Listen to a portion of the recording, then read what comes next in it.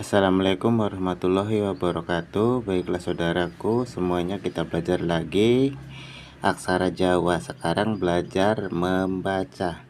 Kenapa ini ditulis mau? Karena ada ma dikasih suku jadi mau. Lalu pak dikasih pepet, dikasih layar, bunyinya per. Lalu ga dikasih wulu jadi gi. Sa dikasih pepet jadi se. Ka dikasih taing tarung jadi ko. Lalu la dikasih widnyan jadi lah. Dibacanya mau pergi sekolah. Lalu ini a, lalu da, ini ra, pa, lalu ta dikasih pangkon atau paten. Ini pak dikasih pepet jadi pe.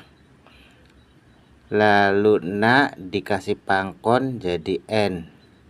Lalu ta dikasih wulu dikasih cecekan jadi ting.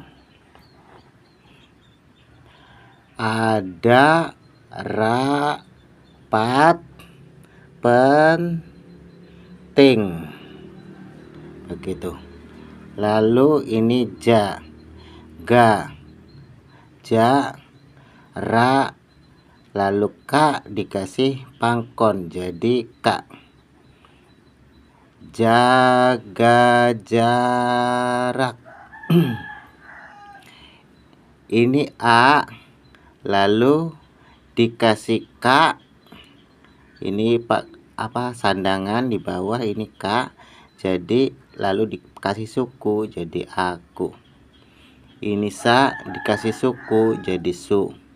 Ini da dikasih wignan jadi dah.